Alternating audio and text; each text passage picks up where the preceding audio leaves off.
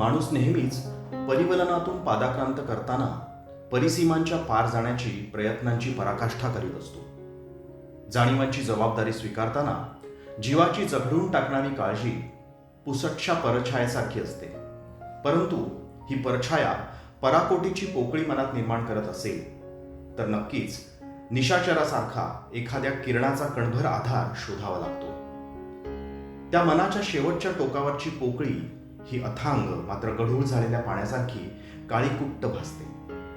भणभणत्या मध्यान्नाला एखादा काळा ढग आडवा यावा आणि काळ्या भोर ढगांनी संपूर्ण आकाश चहूबाजूंनी आच्छादून जावं आणि सर्वत्र फक्त अंधार. डोहातल्या शेषनागाला मारताना कृष्णाची ताकद पणाला लागली असली तरी एका उंचीवर असणाऱ्या मनोधैर्याचा तो विजय होता. हा, मनोधैर्य. समुद्राची किनाऱ्यावर आदळणारी लाट एखाद्या दोरासारखा पकडण्याचा प्रयत्न, पाण्याला ओंजळीत बंद करण्याचा प्रयत्न, हेच का मनोधैर्य? हजारो मैलाचा प्रवास करून येणारी तीच लाट जी किनाऱ्यावर आदळते आणि फिरून मागे जाते, पुन्हा नव्याने येते, क्षणात नाहीशी होते. हा खेळ खेळणारी ही लाट अखंड हसत असते, आनंद सोहळाच जणू साजरा करत असते. कसा काय थकवा येत नाही या लाटेला? ज्या किनाऱ्याच्या ओढीने ती इतक्या दूरवर धावत पळत जोमाने येते, गर्जना करते, उसळी घेते, तरीही त्या वालुकामय किनाऱ्याला फक्त स्पर्श करून शांतपणे मागे फिरते. सैरा वैरा धावत सुटणाऱ्या या लाटेला कसली ओढ असते? थकवा नाही का येत तिला? एकदा तरी मागं फिरावं असं वाटत का तिला? वाटेत अडथळे नसतील का? का तिला अडवणारच कोणी नाही? काय मिळवते? किनाऱ्याला आदळण्याचं सुख का न थकता केलेला दूरवरचा प्रवास? काय तो किनारा जादू करतो की महाकाय घो घो करत धावत येणारी, फेसाळणारी आणि रागाने लालबुंद झालेली, अक्राळ विक्राळ रूप धारण केलेली लाट त्याच्या चरण स्पर्शाने शांत होऊन जाते? असे हजारो प्रश्न विचारून चंदेरी चादरीसारखं लाटेला अंगावर ओढून घ्यावं आणि लपून जावं त्या लाटेमध्ये, म्हणजे मौज मस्ती करणाऱ्या वाऱ्याशी लपंडाव खेळता येईल. त्याच क्षणी ते मस्तीत नादान होऊन शांत माघारे फिरणारं खारं पाणी डोक्यावरून फिरताना मातृवत्सल मऊ हाताने अंगाईचे सूर छेडले. याच अंगाईत फक्त शांत होऊन जावं, निश्चल, निर्विकार. काही क्षण त्या किनाऱ्यावरील लाटेसमवेत घालवल्यानंतर आपल्याला सुद्धा मनावर ताबा घेतल्यासारखं वाटतं. पण पुन्हा तेच मन कधी हातातून निसटून जातं कळतच नाही. घाटातून जाताना माकडाच्या पिल्ल्यानं जवळ यावं, हातातील खाऊ ओढून घ्यावा आणि झाडाच्या शेंडावर धूम टोकावी, तसंच हे मन भासतं जे खरंच माझं आहे तरीही माझ्या जवळ नाही. सतत त्या माकडाच्या पिल्लासारखं या झाडावरून त्या झाडावर उड्या मारत असतं. उंच उंच डोंगर शिखरांच्या काळ्या शिळावर कधीतरी जाऊन बसावं. खोल खोल दरीतून घो घो आवाज करणाऱ्या वाऱ्याचा अनुभव घेताना त्या वाऱ्याच्या स्पर्शाने अंग शहारून जाईल. संपूर्ण अंगावर चैतन्यमय आघात करणारा अभिषेक कधीच थांबू नये. त्या आनंदाला मिठीत घेणाऱ्या हृदयाचे दरवाजे सताड उघडे टाकावेत, म्हणजे ते ओतप्रोत भरून घेईल. त्या परमोच्च आनंदाला शब्द कमानीत नाही वाकवता येत, ना शब्द सेतू बांधता येत, की समाधानाच्या कैलासावर चढून ओंजळीत साठवता येईल. निरंतर ओंजळीतून ओसंडून जाणारा तोच अत्यानंद खोल दरीतून येणाऱ्या पशुपक्ष्यांच्या किलबिलाटाने कान टवकारतो. आवाजाकडे लक्ष जातो, टवकारलेल्या दिशेला नजर खिळते. चेहऱ्यावर भाव उमटतात ते समाधानाचे. नजर वेध घेते फक्त आवाजाचा, बाकी सगळं दिसेनासं होतं. अंधुक होत जातं. आपसुकच डोळे बंद होतात आणि बंड डोळ्यामागे उडतो तो फक्त त्या आवाजातला सूर, तो झंकार, तो सप्तसूर, ज्याला रोमारोमात साठवावा आणि अंग अंग न्हावून जावं. त्या सप्तसुराने प्रसन्नता निर्माण केली तरीही मन भरतच नाही. मृग नक्षत्राच्या पहिल्या थेंबाला व्याकुळ झालेल्या चातकासारखी अवस्था होते. तोच पहिला थेंब होऊन जमिनीवर यावं, वैशाखात करपलेल्या मातीला ओलं करावं, वृक्ष लता वेलींचं जीवन व्हावं. मातीचा मार्दव अंतःकरणात पाझरताना मनचक्षु डोकावितात. भिजल्या हृदयातील अंकुर पल्लवित होतील तेव्हा माळरानावरचं तण होऊन जावं. वाऱ्याच्या लईवर डोलणाऱ्या हिरवगार गवताच्या पात्याकडे पाहतच बसावं. तन मन हरपून जाईल. मोठ्या थेंबांनी येणारा तो आषाढातला पाऊस धो धो बरसतो. सरीवर सरीने भिजवतो. पान पान न्हावून जातं. लोटाने जमिनीवर पसरतो. त्या ओल्या चिंब पावसात भिजण्याची ती आस. तुडुंब भरून पसरून जावं महापूर होऊन. वाट सोडून शिरावं, गाव गल्ली रस्त्यावर धावावं, बेभान होऊन, बेधुंद होऊन. हीच बेफाम धोधो सर माझ्या खोलीच्या लाकडी गजाच्या खिडकीसमोर टाकते. का कुणास ठाऊक, पण पुढे सरण्याची या पावसाच्या सरीला भीती वाटते. हेही तिला माहिती आहे की वाऱ्याचं आणि माझं चांगलंच सूत आहे.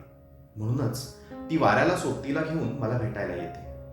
लाकडी अभ्यासाच्या टेबल खुर्चीवर बसून पुस्तकात डोकं घालून कादंबरीचा आनंद घेत होतो. तोच वारा आल्याची चाहूल लागली. त्याच्या स्वागताला उठत असताच त्याने लाजऱ्या बुजऱ्या सरीला आत ओढून घेतलं. माझी पण थोडीशी घाईच झाली. मला स्वतःला आवरता त्या ओल्या सरीनं थेट काळजातच हात घातला. माझा मीच हरवून गेलो. त्या रिपरिप येणाऱ्या पावसाच्या सरीला पाहताना भान हरपून बसलो. अशा अधीन आनंदाने अंतरंग ओलावले. अशातच मी फक्त बसलो. गोंधळलेला मी उगाचच पुस्तकाची पानं सरकवू लागलो. सरकवता सरकन सळसळत्या साऱ्या सरी समोर सराव्यात. या सरी झाडापानातून उघळाव्यात, छपरातून ओताव्यात आणि माझ्या ओसरीत याव्यात. ओसरीवरचे लाकडी खांब ओले होतील. अंगणात पण पाण्याचं तळच तळ होईल. ते काळ्या नभात लपलेलं पाणी दिनकराला लाजून सरीचा पदर डोक्यावर घेईल आणि अंगण काळोखाची शाल पांघरेल. दारापुढची ममतेने भिजलेली उंच हिरवी झाडे पावसाचे पापे घेतील. हाच पावसाचा काळोख मला हवासा वाटतो. त्या पावसाला लहान मूल होऊन अंगावर घ्यावं. कोऱ्या कागदांच्या कमरेची कमान करावी. साचलेल्या नाचणाऱ्या पाण्यावर होडी म्हणून सोडावी आणि बघत राहावं त्या निर्जीव कागदाच्या हालचालीकडे. स्वतःची अशी कोणतीच संवेदना नसताना पाण्याच्या तालावर कसं काय नाचतात हे कागदाचं पान. एखाद्या तान्हुल्याच्या हाताला पकडून त्याची आई नाचवते ना, अगदी तसंच. त्या लहानग्या बाळाला नाचवताना आईचा आनंद ओसंडून वाहत असतो. त्याच गगनचुंबी उत्साहाला कवटाळून ह्या वरुण राजाच्या भावना दाटून आल्या असतील का? म्हणूनच ते कागदाचं पान नाचतंय. इंद्रधनुच्या रथातून रेशमी कपड्यातील अप्सरा जमिनीवर अवतरावी. संध्याकाळच्या सूर्यकिरणात दवारलेल्या हिरव्या गवतावर चालताना तिच्या नाजूक पायाचे ठसे उमटतील. त्या श्रावणातल्या मोतियांच्या थेंबातील ते दवबिंदू स्वप्नांकित घराची वीट होतील, आठवणींना निवारा देण्यासाठी. याच घरात वासुदेवाच्या पावलांनी पहाटे पहाटे गुलाबी थंडी दाट धुक्याच्या अंधारात येईल का? शिंपण घातलेल्या अंगणात तिची पावले दिसतील का? जिच्या स्वागताला लाल चोळीवर गडद हिरव्या पातळाचा पदर खांद्यावर घेऊन पंकज पुष्प तयार होईल. लाल पातळ ओठांची जास्वंदी वाकून मुजरा करेल. या समृद्ध समारंभात पानामागून डोकावणारी बकुळी अलगद तोल सावरेल आणि धांदरट प्राजक्त कमरेत वाकून स्वागताचा सडा घालेल. म्हणजे दिवस असा आकाराला येत असताना त्याच्या हातात हात घालून आनंद लुटता येईल. त्याच वातावरणातलं सगळं धुकवावं आणि त्यानं परिसर उबदार करावा, मऊ मऊ कापसासारखा. त्या दुधी धुक्यानं डोंगर दऱ्यातून लहरावं, खूप बहरावं. चैत्र पालवी होऊन डोलावं. कोकिळा मंजूळ स्वरांनी वसंताला आळवते. वेली फुलं तोरण बांधतात. धरणी मातेचं हृदय पाझरतं आणि ऋतुराज रुजू पावलांनी येतो. ऐरावतात बसलेल्या तेजस्वी ऋतुराजासाठी असं म्हणतात अनंत रंगाची उधळण चालली. त्या लोभस ऋतुराजासाठी एखाद्या लावण्यवतीसारखी वसुंधरा नटते. त्याच्यासाठी सजते. तिच्या रुंद कपाळावर भडक कुंकू, भाळावरच्या केसांच्या पटा, लाल गुलाबी गाल, भरजरी साडी आणि दागिन्यांनी लखलखणारं तिचं तेज मोहून टाकतं. तिच्या चालण्यातील लयकारी आणि ऐट ही त्या ऋतुराजाला खुणावत असते. स्वर्गातील अप्सरा अवतरावी तसं हे तिचं मोहक रूप डोळ्यात भरत असतं. तरीही तिला मात्र ऋतुराजाचा भारदस्तपणाच आकर्षित करतो. ती त्याच्या प्रेमात वेडी होते. ममतेने भरलेले आसक्त मन तिला धारा करत नाही. हा ऋतुराज अंगभूत रूपवान आहे, तेजस्वी आहे. काय नाहीये त्याच्याकडे? देखणा, तरणा बांड, राजबिंडा, तेवढाच मादक सुद्धा आहे. आणि त्याचमुळे ही वसुंधरा त्याच्यावर भाळते. तिचा कण आणि कण स्फुरून जातो. लाही लाही होते तिच्या अंगाची. एवढा ती ऋतुराजावर जीव ओवाळून टाकते. भरल्या कपाळाचा कोरा पान, ज्याचा उंच मानेवर काळे कुरळे केस रुळत आहेत, बारीक पण काटक, तेवढाच उंचापुरा. ऋतुराज जेव्हा वैजयंती माळा गळ्यात घालून समोर येतो तेव्हा वसुंधरा लाजून चूर चूर होते. पितांबरातलं ते रूप पाहताना डोळ्याचं पारणं फिटावं, बघताना नजर हटूच नये, ऐकताना कान तृप्त व्हावेत आणि त्याला अनुभवताना अंगावर शहारे यावेत. तो ऋतुराज ज्याने अनेक स्वप्नील रंगांची उधळण करावी, अत्तराच्या सुवासाने पसरावं, स्वरांनी आळवणी करावी आणि स्वर्ग सुखाची बरसात करावी, तोच हा वसंत. एवढा राजविलास असूनही त्याला कोणतीही आसक्ती अथवा लोभ नाही. तो कोणत्याच पाशात अडकत नाही, ना कोणती बंधनं त्याला थांबवू शकतात. ज्याने सगळं सगळं वसुंधरेला बहाल करावं, जवळ आहे त्याचं नुसतं दान करावं, पण सगळं जवळ असूनही स्वतः मात्र त्या कोणत्याच गोष्टीचा उपभोग तो ऋतुराज घेत नाही. त्याचं वसुंधरेच्या ओढीनं येणं आणि फक्त तिच्यासाठी जगणं, फक्त सहवासातलं निर्विकार प्रेम हे दोघं करतात. त्या गुलाबी प्रेमाच्या सिंदूर होऊन सृष्टीची मान भरतं. बागडावं, खूप बागडावं, इवले इवले पंख लावून इथून तिथे सतत उडावं, कधी या फुलाशी तर कधी त्या फुलाशी हितगुज करावी, नाजूकशा ओठांनी गोड गोड मधुकंद चाखावा. हाच गोडावा अगदी सर्वांना वाटावा, सगळं वाटून मोकळं व्हावं. वाटून झाल्यावर रिक्त हाताला मग माज कसला, पण तरीही रिक्त हाताने माज शिवलाच तर. दातृत्वाचा अहंकार येऊ शकतो. अहंकार. एखाद्या वेलीवरचं नाजूक गोंडस फळ, काही काळातच टम्म फुगलेला भोपळा जणू. एवढी एवढी ती नाजूक वेल आणि भल्या मोठ्या शरीराचा तो भोपळा. डबक्यातल्या मंडुकाला जग डोक्यावर घेतल्याचा आभास. किती तो भार डोक्यावर माझ्या, सर्वांगाला डसलेल्या चिखलाने जड झालेला, ओझ्याने दबून गेलेला मी. अवघ आकाश मळवट का दिसतं मला, नजर माझ्या भोवती गोलगोल फिरते, अल्पमतीने नजरेतलं सौंदर्य खुंटलंय. एक विचार मनात आला आणि डोळे ताणून रुंदावून बघितलं तर काही अंतरावरचा खळखळता प्रवाह नजरेस पडला. स्वच्छ न्हावून निघालो. निळाशार पाणवठा प्रत्यक्षात पाहिला. कातर वेळचा तो पाणवठा. शांत निळ्या पाण्यातील मासोळ्या जलक्रीडा करत असताना पाणवठ्यावरची गर्द हिरवी झाडी अगदी नम्रपणे आणि तन्मयतेने पाहते. ओला तो काठ आणि काठावरचा घाट. एखाद्या प्रेयसीने प्रियकराच्या खांद्यावर डोकं ठेवून भावी आयुष्याची स्वप्न रंगवावी. ती अनुराधा आपला नाजूक कोमल हात अनुरागाच्या हातात देताना तिच्या डोळ्यात अनेक आशा तरळत असतील. हितगुज त्या सुखी संसाराचं, ते सुखी जीवनाचं चित्र रंगवताना दोघंही अगदी रममाण होऊन जातील. त्याच विश्वासाने दोघांच्याही चेहऱ्यावर निरागस प्रेमाचं तेज ओसंडून वाहू लागेल. जगाचं भान हरपून आज हे दोघं प्रेमाच्या ओलाव्याला यमुने काठाचा आधार घेत आहेत. साक्षीला आहे ते राधाकृष्णाचं प्रेम, ज्यात दृढ विश्वासाचे तरंग निर्माण होतील.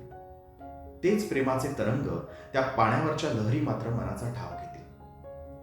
हे असे अनंत तरंग उत्पन्न करणारं पाणी, ते तसेच आहे कालच्यासारखंच आज. ना कधी रंग बदलतं ना रूप, ना कधी जुनं होतं ना वयस्कर. नवतरुणीच्या उत्साहाने वाहताना अनंत तुषारांचा वर्षाव करतं. ते तारुण्य या पाण्याला कोणी बहाल गेलंय? ज्या तारुण्याच्या धुंदीत सतत वाहत राहावं. का थकत नाही, का थांबत नाही? थांबलं तर नटराजाच्या अदाकारीनं वाफ होते, तुडुंब भरलं तर प्रवाहित होते. कोणत्या नादात जगतं हे पाणी? कपारीतून पाझरतं, कड्यावरून कोसळतं, दगडावर आदळतं आणि प्रवाह बनवून वाट काढतं. हा प्रवाह बालवयाचा, परकरी पोरीच्या अल्लडपणाचा, कौमार्याचा, स्वयंवर असणाऱ्या कुलवधूचा, आणि तोच प्रवाह लावण्यवतीच्या रूपातला, सौभाग्याचं लेणं लाभलेल्या सुवासिनीचा, लेकुरवाळ्या ममतेचा. तो प्रवाह होता येईल का? तिच्यासारखं जगता येईल का? कसं जीवन असेल तिचं? सतत वाहत राहणं, पुढं जात राहणं. एक क्षण पण मागे फिरावंसं वाटत नसेल का तिला? मागच्या काहीच आठवणी नसतील का तिला? का त्या आठवणींना ती कवटाळतच नाही? का त्या अलौकिक क्षणात तिचं मन गुंतून राहत नाही? का तिला ते मनच नाही? मागे मागे रेंगाळणारं आणि कुठेतरी गुंतलेलं.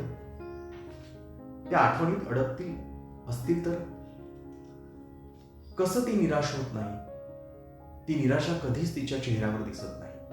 कसं काय तिला थकवा येत नाही? फक्त वाहत राहावं. कालचं दुःख नाही ना उद्याची चिंता. फक्त प्रवाहात राहणं. प्रवाह जो अखंड पुढे जाणारा. याच प्रवाहाचा प्रवास असाच पुढे पुढे जावा. तो कधी संपूच नये. त्या वळणाची वाट कधी संपूच नये. वाहणाऱ्या पाटाची, शेतातल्या बांधाची, राबणाऱ्या घामाची आणि उभ्या पिकाची. फुलत जावं त्या मयूर पंखासारखं, ज्या सौंदर्याच्या अभिमानाने मोरासारखी छाती पुढे काढता येईल. स्वलीलतेचा तुरा काढताना अनेकांना हेवा वाटावा त्या दैवी दानाचा. पण का मला भीती वाटते? माझा डोलारा अनेकांना खुणावतो. नाचाकडे नजरा खेळतात. तरीही माझ्यातलं मी एक असतो. पण मग अशा वेळी डोळे का पाणवतात? हट्टी माझ्या स्वभावाचं सांत्वन तरी कोण करणार? त्याच एकाकीपणात माझंच दुःख मला पोटावं लागतं. सुखही माझं आणि दुःखही माझं. तो एकाकीपणा कधी कधी नकोसा होतो. लांबवर पसरलेल्या सरोवराकाठी कोवळ्या सुवर्णकिरणांमध्ये हिरवगार गवत खाणारं हरणाचं सुंदर पाडस अगदी निर्धास्त असतं. कारण त्या पाडसाची काळजी घ्यायला त्याचं अख्खं कुटुंब असतं. ते कधी नाजूक ओठाने कोवळं गवत खातं, तर मध्येच आईचं दूध पितं. कधी उड्या मारतं, तर कधी घोड्या करतं. सतत इथून तिथे धावत असतं. अगदी स्वच्छंदी जगत असतं. या सगळ्या खोड्या झुडपाड लपलेल्या वाघोबाच्या नजरेस पडतात. तोंडाला पाणी सुटतं. शिकार अगदी चालून आली आहे. त्या संधीची वाट बघतो. हरणांचा कळप आवाक्यात येतो. नजर खिळते. अंग बारीक करून दबल्या पावलांनी तो पुढे सरकणारा वाघ एक एक सावध पाऊल टाकतो. झडप घालण्यासाठी तयार. वेग वाढतो, श्वासाची गती वाढते. कशाचीच पर्वा नाही, फक्त एकच लक्ष. शिकार टप्प्यात येते. तेवढ्यात हरणांना चावल लागते आणि कळप सैरावैरा धावू लागतो. हरण जीवाच्या अगदी आकांताने धुवून ठेवतात. पळणाऱ्या त्या कळपात लहानशा पाडसाला पळायला गती तरी कुठून येणार? आईचा जीव मात्र घुटमळतो. लेकराला सुरक्षित ठिकाण घेऊन जावं, पण इवल्याच्या जीवाच्या पायातलं बळ ते कसं असणार? शिकाराचा पंजाचा वार ती माहुली झेलते. लेकराला वाचवते. व्याघ्रमुखी पडते. निश्चल होते. एक कटाक्ष लेकरावर टाकते. डोळे भरून बघून घेते आणि डोळे बंद होतात कधीही न उघडण्यासाठी. लेकराचा जीव वाचवणारी ती माय कायमची शांत होते. मान वाघाच्या तोंडात देऊन संपूर्ण धड खाली लटकते. दूर अंतरावर गेलेलं ते पाडस डोळ्यातलं पाणी भरून आईला शेवटचं बघतं. हंबरडा फोडला तरी तो आईला आता ऐकायला जाणार नाही. जवळ घेऊन माया करणारी ती आईच, पण त्या मायेची ऊब परमेश्वराने कायमची थंड केली. गवताखाली लुकलुकणारे डोळे भरले होते. पाणी तरळलं होतं, पण ते पाणी पुसणारा हक्काचा पदर त्या पाडसाने आज कायमचा गमावला होता. वाघ त्या बाळाच्या आईला ओढत घेऊन जातो. वाघ सुखावतो, मिशा पिळतो. 8 दिवसानंतर मेजवानी मिळाली. तोंडात शिकार घेऊन जाताना जंगलचा राजस आज दिमागधार दिसतोय. विजयश्री खेचून आणणाऱ्या राजकुमाराच्या चालीतला भारदस्तपणा काय असावा? तोच तोडा, तो विजेता आज त्याच ऐटीत चाललाय. जन्मजात यशाचं बाळकडू पाजणाऱ्या पक्षिणीच्या हृदयाला आकाश ठेंगणं वाटावं. लखलखणाऱ्या सौदामिनीची भरारी घेणाऱ्या पंखातलं असामान्य बळ गरजणाऱ्या मेघांना पार चिरून जातं. उंच झेप घेणाऱ्या त्या रागिणीला शिखरांच्या उंच कपारी खुणवतात. त्याच कपारी आधार देतात. जे बळ पावलांना पादाक्रांत करणे कधीच शक्य नाही. कधीच अशा उंच शिखराला चढता येणार नाही. त्या उंच कपारीत आपला निवारा शोधतात. मात्र त्या पितृवत्सल शिखरांच्या मांडीवर बसण्याचं भाग्य त्या पक्षिणीला मिळालं. बापाच्या ओसंडून वाहणाऱ्या प्रेमाचा कलश डोक्यावर घेणाऱ्या त्या गरुडालाच काय अधिक प्रेम मिळतं? आमचा असा काय अपराध आहे? वादळ पावसाला तोंड देण्याची कणखरता मला मिळवायची आहे. मनगट बळकट होईल. मनात धैर्य रुजेल. करारी लालबुंद नजरेने वाऱ्याला कापताना अभिमानी छाती त्याची ढाल करता येईल. अष्टप्रधान मंडळातील दरबारातील सिंहासनावर बसण्यापेक्षा मायेने कुरवाळणाऱ्या या डोंगराच्या माचीवर बसण्याचा हक्क माझा पण आहे. पण तो का नाही मिळत मला? पाण्याबाहेर पडलेल्या माशासारखा तडफडतोय मी फक्त त्याच कड्याच्या आधारासाठी. पाण्याच्या अनंत लहरी माशांना तळाशी नेतात. अथांगण विस्तीर्ण पाण्याखालचं ओलं चिंब जळतं.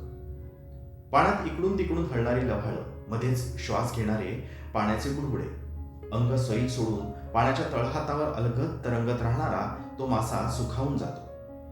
तरीही या माशांना संकटे, समस्या कधी येत असतील का?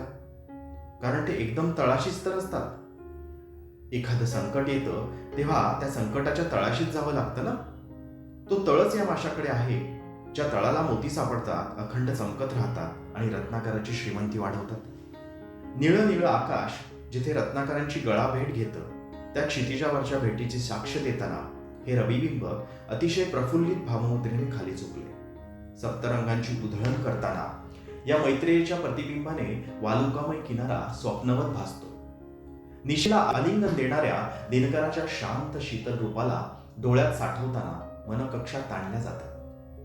त्या पश्चिमेच्या मळवटाने भान हरपून जावं आणि शरीरात फक्त उल्हासित अनेक तरंग निर्माण व्हावेत. या लाल रवी तेजाला घट्ट आलिंगन द्यावं. ती मिठी कधी सुटूच नाही, भाऊपाशात लपेटून जावं. डोळे मिटून फक्त त्याच्या शरीराची ऊब घ्यावी. त्याने अस्ताला जाऊच नाही. अनेक स्वप्न दाखवली आहेत त्यानं, जगण्याचं सुख दिलंय त्यानं. त्या सुखातच तुझ्यासोबत आयुष्य घालवायचं. तुझ्या या श्यामल रूपात मी वेडा झालो. हा वारा, लाटांचा आवाज आणि हळूहळू ढळत जाणारं तुझं मनोहारी प्रतिबिंब सागराच्या पाण्यावर उमटलंय खरं, पण ते मी कुठेतरी माझ्या मनात शोधतोय.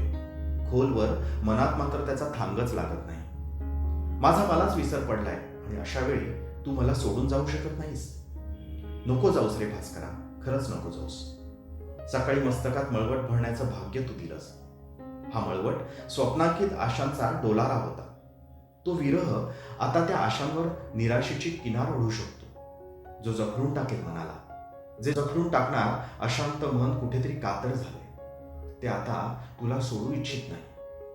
आरुष तेजाला आतुर हृदयाची तारांबळ म्हणजे एखादी तरुणी स्वयंवराला समोरी जाताना भांबावून जाण्याची स्थिती. जो स्वप्नवत सतेज रूपाच्या प्रेमात पडलेल्या कुमारिकेच्या मनी अनंत कल्पनांचा कलश ओसंडून राहत असतो आणि त्याच वेळी तुझ्या आगमनाची चाहूल लागावी. तुझ्या आगमनासाठी नखशिकांत नटलेली प्राची औक्षंत करण्यास तयार होते. अभ्यंग स्नानाने केसातून गालावर पाणी टिपकताना वसुंधरा प्रसन्न मुद्रेने अनेकविध रंगांची उधळण करते. अशा वेळी पक्षाच्या मधुर सुरावटीचा संगीतमय क्षण अलौकिक आहे. या क्षणी तुझ्या भेटीसाठी मन आतुर झालंय. भाळी कुंकुम तिलक लावलेल्या तुझ्या रूपाने डोळे दिपून जाताना सर्वांगाला कंपनी सुटली होती. आज माझा मी समर्पणास तयार आहे. तुझ्या प्रसन्न मुद्रेवर मी भाळलो तर तळपणाऱ्या तुझ्या यशकीर्तीने मला प्रभावित केलं. दिवसभराच्या रणकंडनातील तुझं लालेलाल रौद्र रूप अतुलनीय होतं. त्या पराक्रमाची तुला मात्र तमाच नाही. विजयाचा कौस्तुभ मुकुटात झळकत असला तरीही तू अतिशय नम्र आहेस. या क्षणाला तुझ्या शांत श्यामल रूपाला शरण आलोय मी. तुझ्या चरणांचा आसरा मिळावा आणि धूळ मस्तकावर पडावी. अनंत जन्माचं सोनं होणारा हा अलौकिक क्षण पदरात पाडण्याचं भाग्य तू मला दिलंस.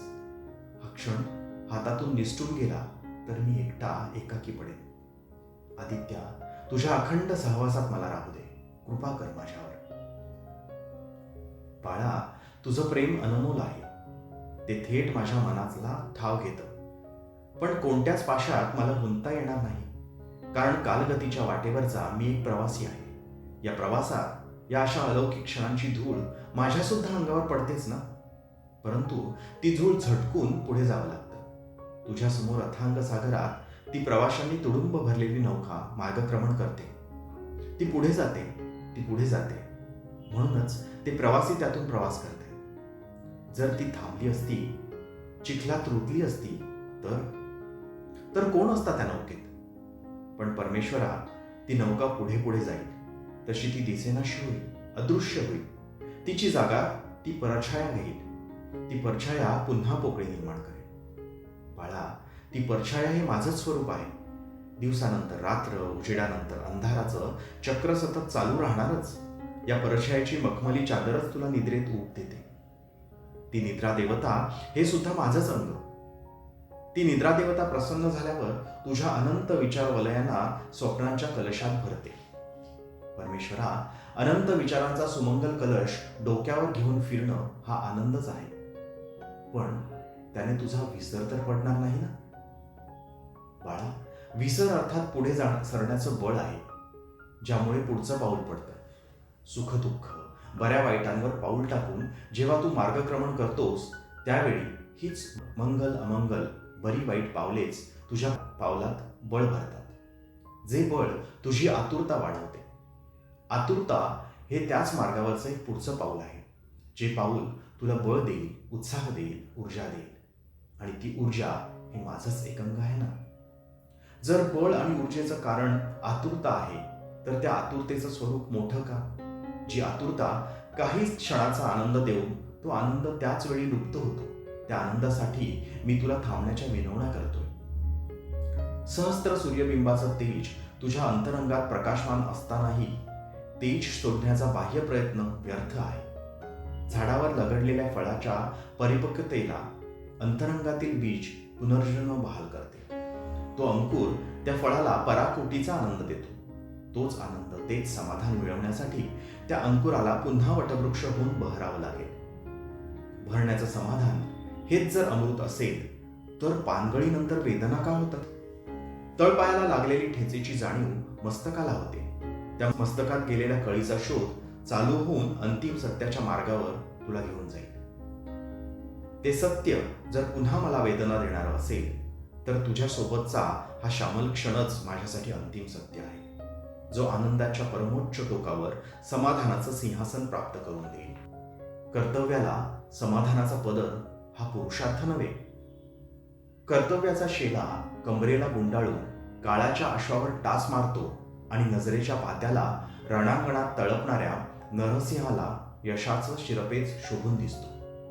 तो तुझ्या मस्तकावरचा विजयी रत्नजडित मुकुट परिधान केल्याचं समाधान तुला त्रिखंडाचा स्वामी बनवेल. नरसिंहाचा जन्म अखंड दौडण्यासाठी, सळसळत्या रक्ताने लालबुंद होण्यासाठी, कर्तृत्वाच्या सोनेरी कळसावर तळपताना विजयी पताका फडकवण्यासाठी आहे.